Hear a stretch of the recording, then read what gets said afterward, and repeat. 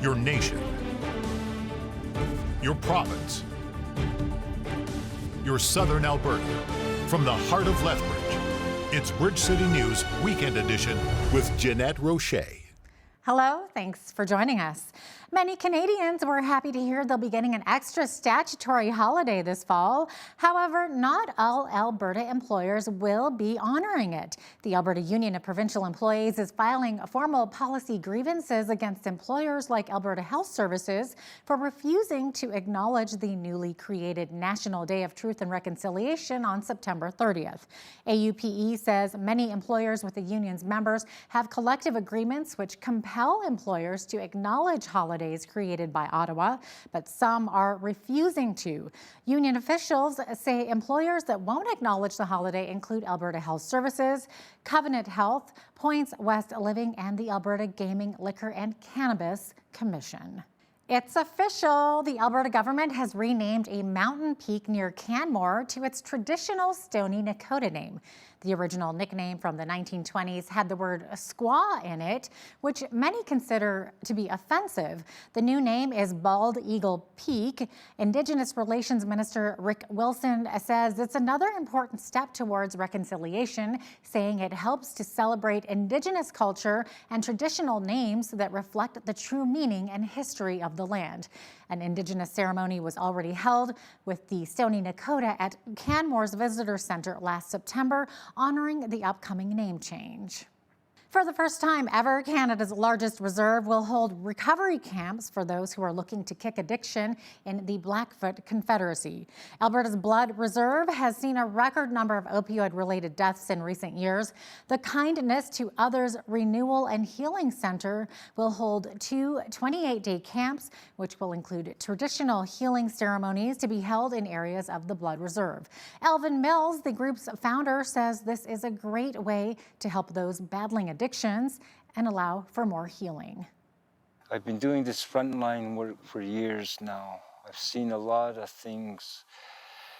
I would have to say right now, the opioid crisis is the worst it's ever been at this point. The fatalities have been going up. Overdoses have been going up. Our Indigenous population in Lethbridge has been going up.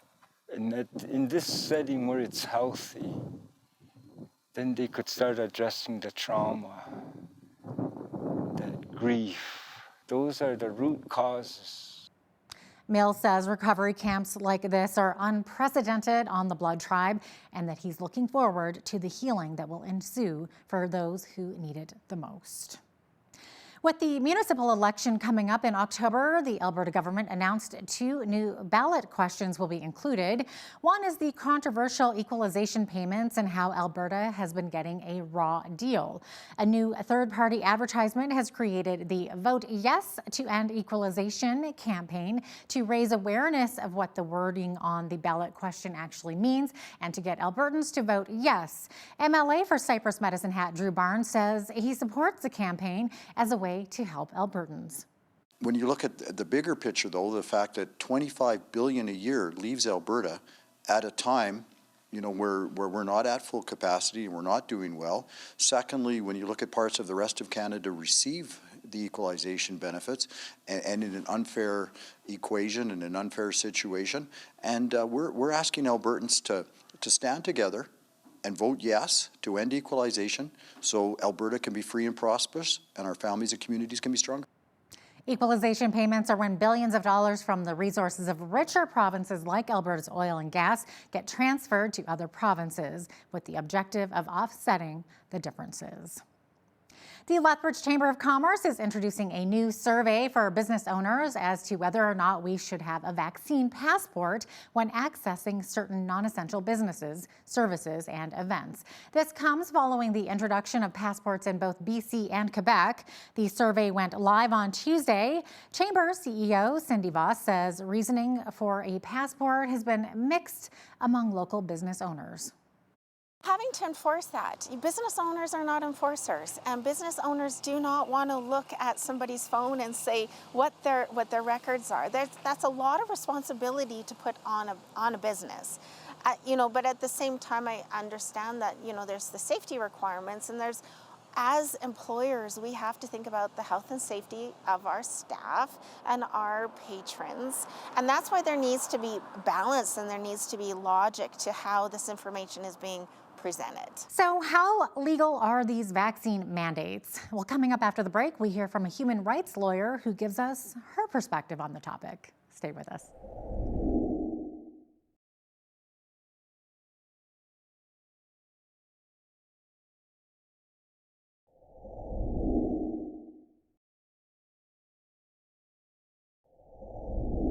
If you're a sports fan in Alberta, be prepared to show your vaccine records.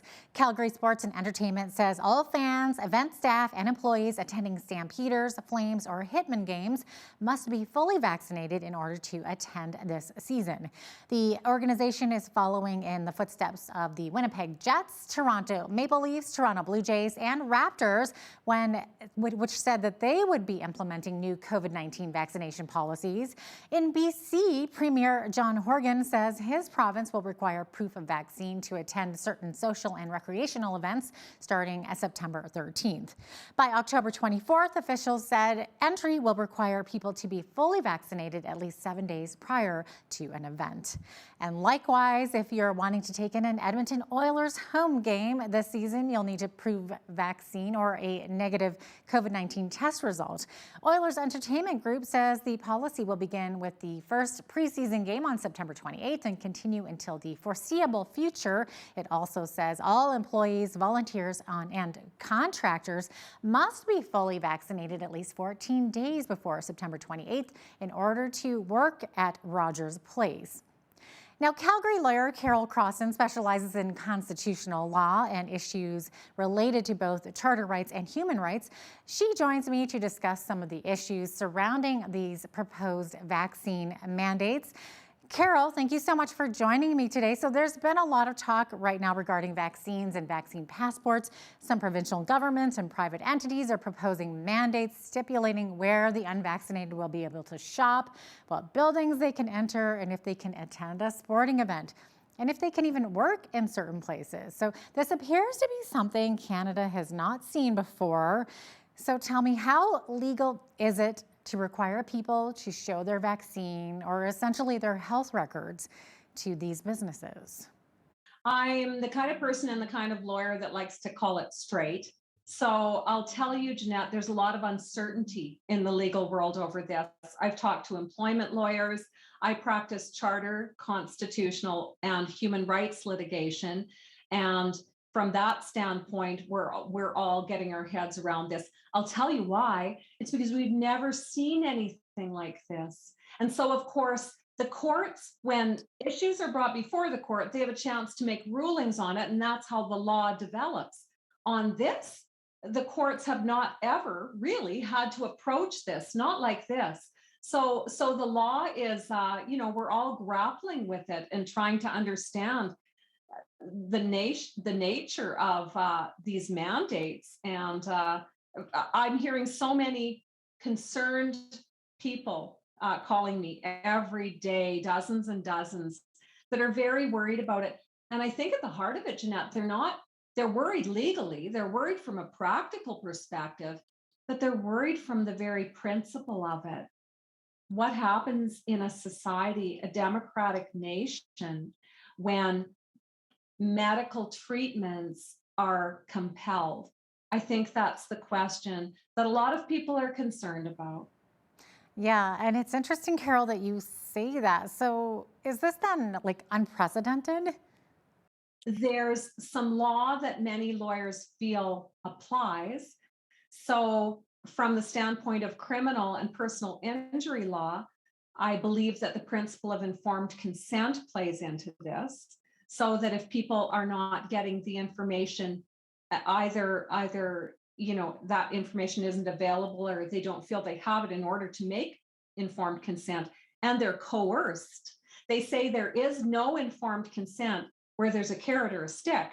So that will be a concern under law. There's liability issues. I've heard employment lawyers saying, well, what about the liability in the case of an employer that doesn't mandate the vaccine and then someone gets sick?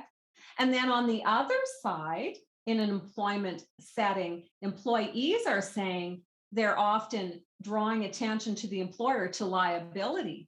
That if you have me take the vaccine and I suffer an adverse effect, then you'll be liable. So there's liability issues on both sides. At the heart of it, I place my concern on Section 7 of the Charter that says we have a right to life, liberty, and security. And I think that's what people who don't like the mandates are resting on. It's that principle. It's, don't I have a right to control my own body? Don't I have a right to autonomy and choice?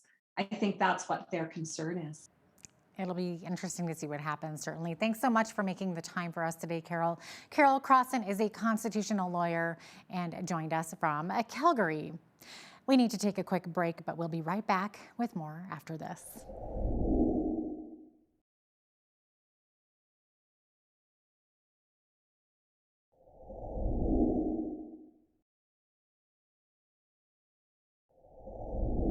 Welcome back. It's a busy time in the world of politics. We have the federal election on September 20th and Alberta's municipal elections on October the 18th. There will be a couple of questions on the ballot in October. One is to do with daylight savings and the other with equalization payments. Earlier this week, Hal Roberts chatted with Lethbridge East MLA Nathan Neudorf of the UCP about issues facing his constituents. Take a look. What a busy time it is in the political world. We have the federal election coming up September 20th and the municipal election on October 18th. Now, there'll be a couple of questions on the ballot in October.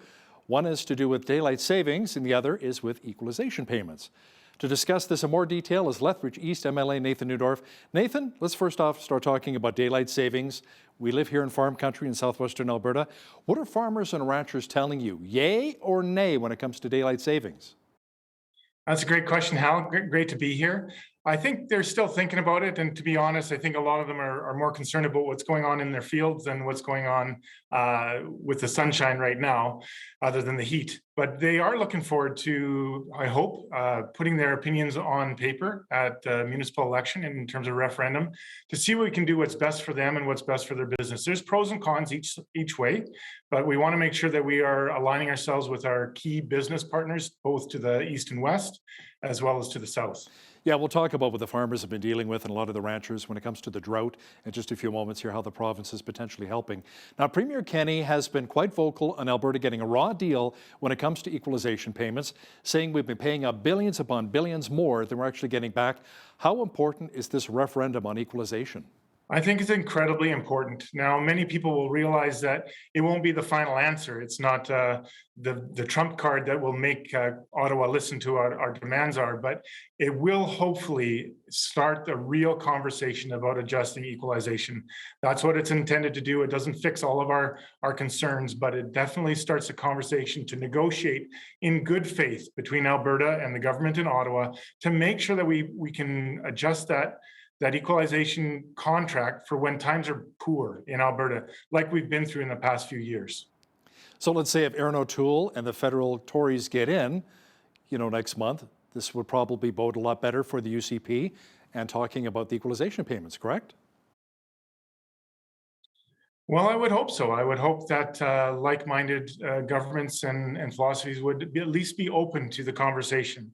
The Premier's done an incredible amount of work with his provincial counterparts, at one point in time having unanimous agreement to look at that calculation to make sure it's more equitable for all provinces right across Canada. So I would really hope that whoever takes the seat after the federal election would be willing to talk with the provinces about how we can do that better.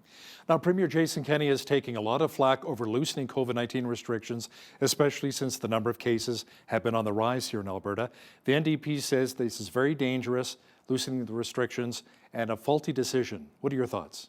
What we've really seen, particularly with vaccinations, is that the new case counts and the new numbers are vastly within the population who's unvaccinated.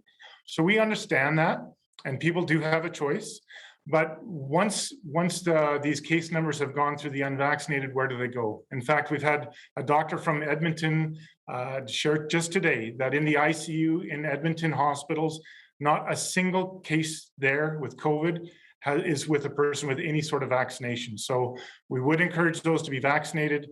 And again, what the numbers we're really watching are how many are actually going to hospital? How many are actually going to ICU? Case numbers sometimes can be a flashy, scary number in the media to catch people's attention, but that's not the whole story. And we just want to make sure that people are really following the science as we allow the economy to get back on its feet. Now, many business owners are quite concerned Alberta may go into another potential lockdown as COVID-19 numbers continue to rise. Will that actually happen? Because many business owners, Nathan, I've spoken with, said we cannot afford another lockdown. We're going to go under.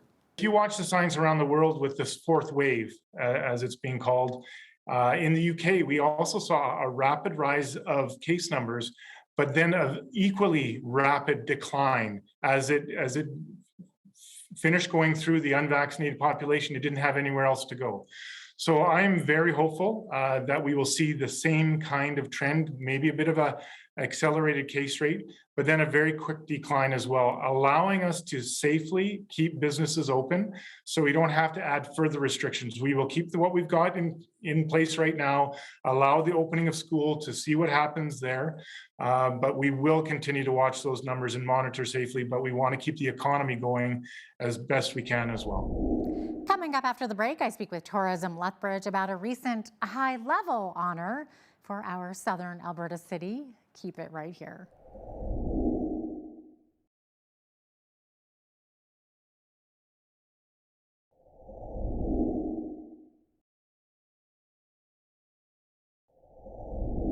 A well-known Lethbridge landmark is making another kind of mark in the province. It's topping the list of the top 10 engineering marvels in Alberta.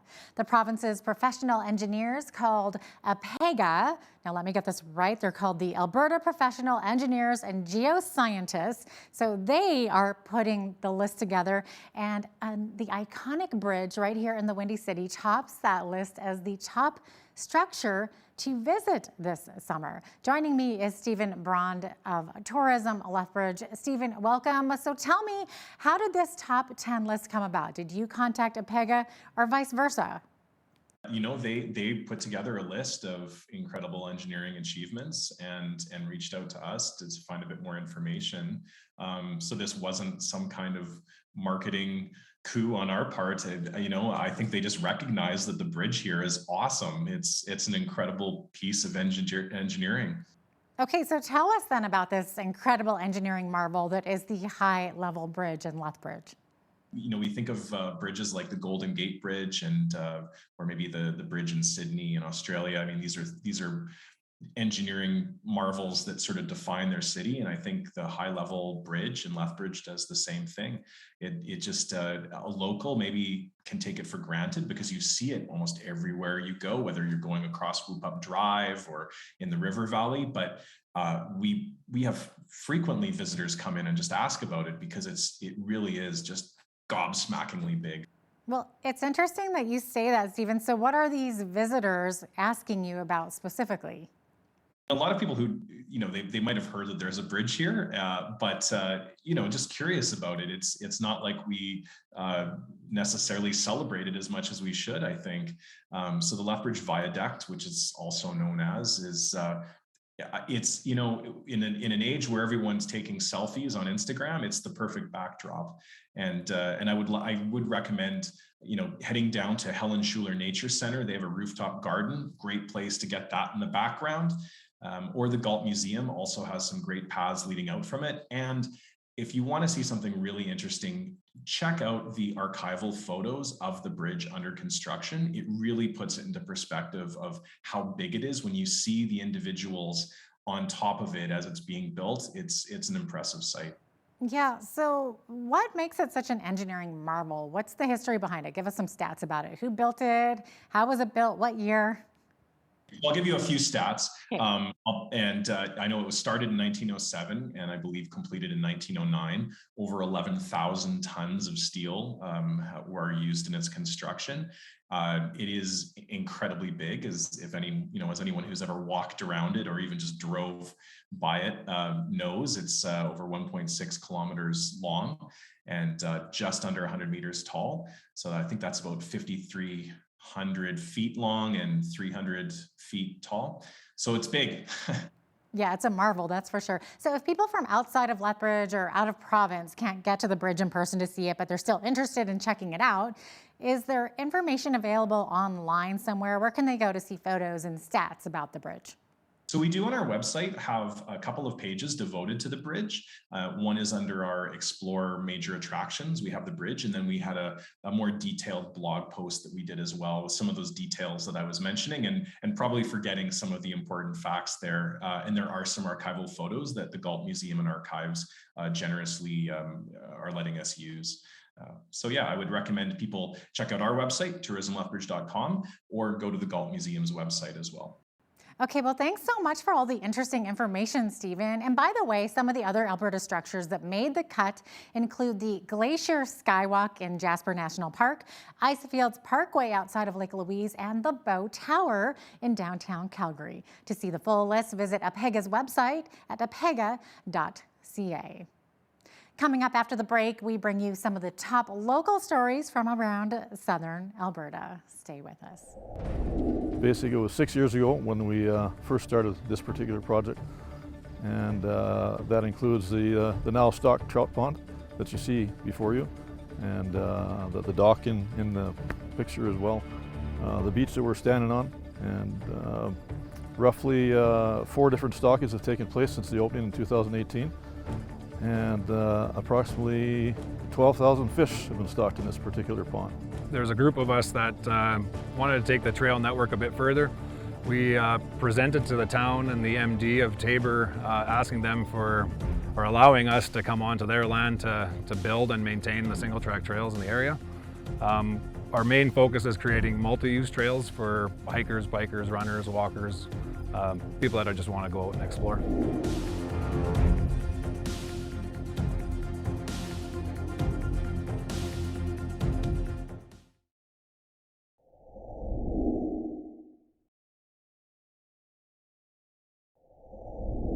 Welcome back. A group of around 50 people gathered at Lethbridge City Hall on Monday night to rally in solidarity with people fleeing Afghanistan. As Carson Marzouk reports, attendees were worried for their family members and wanted to see more support for the Afghan refugees. With the rapidly changing situation in Afghanistan, community members here in Lethbridge gathered outside City Hall on Monday to stand in solidarity and raise awareness of what is happening with the Taliban control. Attendees say they are condemning what the Taliban is doing. Our religion is a religion of peace and love and unity. What they portray is nothing like that. Our religion has the highest level of respect for women. What they portray is nothing like that. Organizer of Monday's rally, Hadra Bali, says they are wanting to make a change but have received little help. We don't know how to help. When they're asking us to help, we don't have any resources.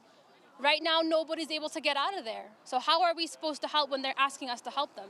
That's like the main thing that we don't know what to do about. One woman who spoke with Bridge City News asked to remain anonymous to protect the safety of her family. She says she is deeply worried for her family members back in Afghanistan. When I talk to my family and they tell me that they went out, I still get chills from that. I don't want them to go out. I don't want them to do anything because I know the terror. I know how it feels to be there. Like, imagine people walking with guns all over the streets, all over the city. Their group has brought forward demands they hope to see in the near future, including expanding the Afghan resettlement program and providing immediate humanitarian assistance. With the federal election less than a month away, the group wants to see the crisis on the agenda for all parties. We just want everyone to have a program and an agenda for our problems and have a solution, a realistic solution that will prevent the war and bring peace to our country finally, something that we've been hoping to see.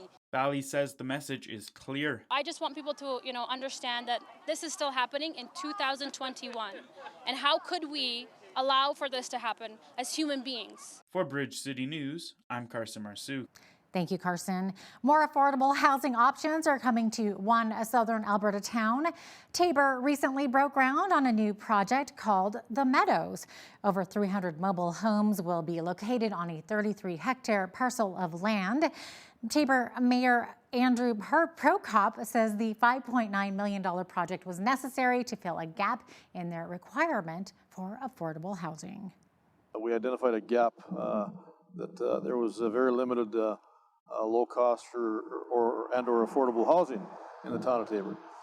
So there was a study done soon after, and it confirmed that same message. And since then, this particular 60 acres you see behind us is now the start of a 302 residential location for that purpose, to deal with low-cost housing and affordable housing requirements. The 200 to 2, okay. Homes in the Meadows will be in the $200,000 to $240,000 price range. And speaking of Taber, did you know that the town has a hidden gem? A trout pond that's located just outside of the town boasts many activities from hiking to camping and, of course, fishing. BCN's Naveen Day has the details. What was previously an unkempt and overgrown fishing pond has been updated into a multi-use recreation site. Taber's trout pond has been upgraded to feature many new amenities. Taber Mayor Andrew Prokop shares with us how the project has evolved. Basically, it was 6 years ago when we first started this particular project, and that includes the now stocked trout pond that you see before you, and the dock in the picture as well, the beach that we're standing on, and roughly 4 different stockings have taken place since the opening in 2018, and approximately 12,000 fish have been stocked in this particular pond. Phase 3 of the 5-phase development plan was recently completed, which saw extensive expansion of the Taber Trail system, giving enthusiasts a total of 15 kilometers of trail altogether. There's a group of us that wanted to take the trail network a bit further. We presented to the town and the MD of Taber, asking them for, or allowing us to come onto their land to build and maintain the single track trails in the area. Our main focus is creating multi-use trails for hikers, bikers, runners, walkers, people that just want to go out and explore. Approximately $10,000 was financed through the town and MD councils, and the rest has been from volunteer donations or support from local businesses. The total amount spent to date for the Trout Pond area, including the highway intersection, is approximately $2 million. Thanks, Naveen. After the break, we speak with mayoral candidate Blaine Higgin about his platform. Keep it right here.